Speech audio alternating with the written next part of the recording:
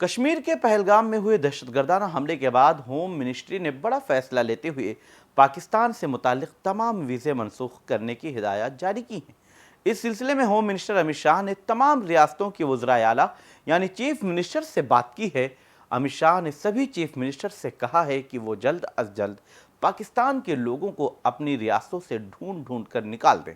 آپ کو بتا دیں کہ پہلگام دہشت گردانہ حملے کے بعد ہندوستانی حکومت مسلسل ایکشن موڈ میں ہے۔ اس حملے کے بعد ہندوستانی حکومت نے سب سے پہلے پاکستان اور ہندوستان کے درمیان سندھ آبی معاہدہ معطل کر دیا ہے۔ بھارت نے پاکستان کو باضابطہ خط لکھ کر سندھ آبی معاہدہ معطل کرنے سے متعلق آگاہ بھی کر دیا ہے۔